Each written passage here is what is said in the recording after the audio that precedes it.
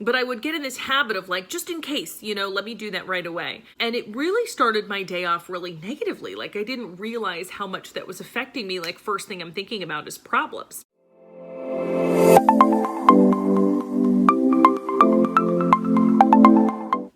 Hi gang, Kim York here. I am super excited to talk to you guys today about 5 ways to just make your day awesome. I think it's really important to realize how much you're really in control of your day. It's really funny. I had somebody use an analogy with me the other day that I absolutely loved. And this person was saying, you're really in control even when it feels like things are happening to you. She was saying like her cat frequently knocks things off of the counter and the table. And she, if she has a glass of water and she sets it too close to the edge, the cat knocks it over, then, she's cleaning up a mess. And obviously that seems like something that happens to her, but she's like, but really, I kind of just left the glass of water a little bit too close to the edge of the table, And she's like, life's kind of like that. And that's so true. Sometimes there are things that really feel like they're happening to you, but really we kind of left the glass a little bit close to the edge of the counter. Like sometimes car trouble. Sometimes, there's genuinely nothing you can do. Probably 80% of all the car trouble that I've ever had in my life was because I haven't been paying attention to it recently. Haven't gotten any new tires recently, haven't checked them, haven't rotated them, a little bit past doing an oil change, this, that, the other. So just that is kind of an example of how like even sometimes when it feels like things are happening to you, sometimes you're really in more control than you think. So as a whole, I subscribe to that you're in control. So that being said, there's 5 things that you can do to really be in control of your day, to really make sure that like you have an awesome day, period. So the first thing is starting your morning right mentally. I've gone through phases in my life where the first thing that I do in the morning is I check my phone. Usually I'm doing that kind of ready to like tackle whatever problem there is potentially at hand. Whatever problem came through, from a different time zone overnight. Whatever just might be in my inbox, just make sure there aren't any kind of emergency texts, like whatever's going on. Most of the time there's definitely not, but I would get in this habit of like, just in case, let me do that right away. And it really started my day off really negatively. Realize how much that was affecting me. Like first thing I'm thinking about is problems. So I really changed what I was doing mentally. And therefore physically too, where I would actually make a point to like first thing, wake up, grab, and I had this little notebook that I would leave by the side of my bed and walk into the living room, and I would spend 5 minutes writing a gratitude list, or spend 5 minutes kind of writing out like things that I really wanted, doing some dream building activities. Just various things like that. And I've gone through kind of different, I just change it up, right? I've read The Miracle Morning, which is fantastic, by Hal Elrod. I highly recommend it.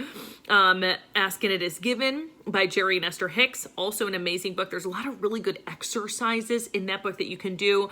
Right now I try to, because, usually I'm like running into the baby's room. So right now I try to, get in, a little bit of like reading of the Bible and just some of my favorite passages that I have and some note cards that I go through, whatever it is. Right? Whatever works for you. You have to start your morning off right mentally. So that's not check your phone first thing, and it's not do nothing, because a lot of our like mental, like it'll just naturally go towards worrying about something, stressing about something, thinking about how we have a long day today, stuff like that.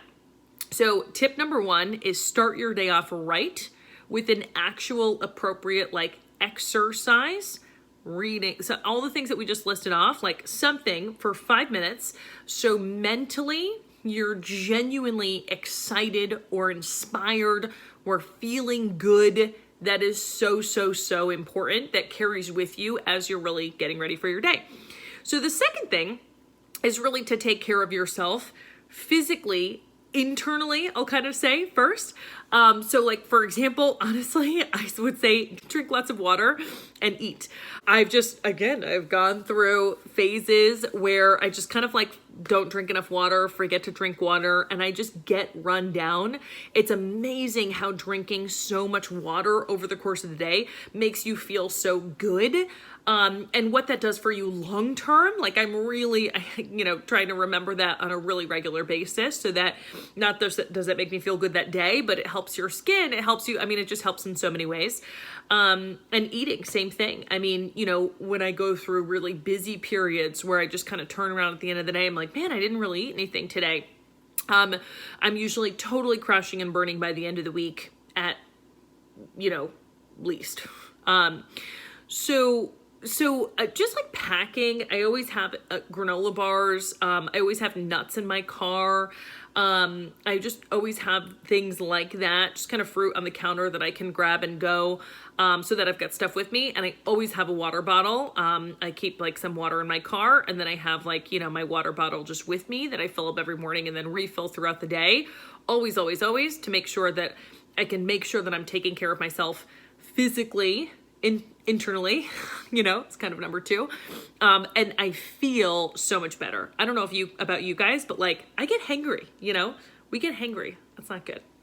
But the third thing is taking care of yourself physically, externally. So, when we look good, like we feel good, and I think that there's definitely days where, maybe I don't have a ton of meetings, or maybe I'm mostly around the house, maybe I'm mostly with the baby, where it's really easy to just not even put on any makeup, or not really, do anything, just as far as this goes, honestly, like when I walk by the mirror, if I've just done a little bit, like I've, just done a little bit to make myself like feel good, even if it's just like kind of a little bit of, eyebrow stuff, a little bit of, whatever on my face, she'll just like make me feel a little bit more put together. I feel better. But same thing if I'm like going out, it's easy to go to the office and not really spend a ton of time worrying about what I look like, because it's a little bit different, I think, is after you have a baby, you're kind of like, whatever, but like when I spend a little more time taking care of what I look like, I feel better. I feel more confident. So that would really be the third thing. It's like, I'll see somebody sometimes with like great jewelry, and I'm like, man, they have such great jewelry, and I'll compliment that person. And then I'll think to myself, like, you also have really great jewelry. You're just not wearing it. And so I've really tried to keep myself in check recently and make sure, am I genuinely taking care of myself so that I feel good about myself? What are we on? Fourth thing is to make a to-do list. It's really easy to just have a lot of things rattling around in your head, even if it's not that many things, even if it's like 3 or 4 things, to write those things down in the beginning of the day and then cross them off feels so good. It really keeps me on task. It's really easy to lose yourself in your phone. So having a to-do list, I just feel like I don't do that really, because I'm looking at my to-do list and I'm like, nope, I got to get to the next thing. As much as I want to, scroll through this app or find myself doing that or whatever, it keeps me on task. And that you just don't forget things. So being organized with the to-do list, I think, is huge. In the morning, whether it's before you leave the house, it's right when you get to the office, it's whatever your situation is, to-do list, jot everything down, get it all out. It makes me feel like I don't have all these things swimming around in my head. I'm working a game plan, which is obviously super imperative.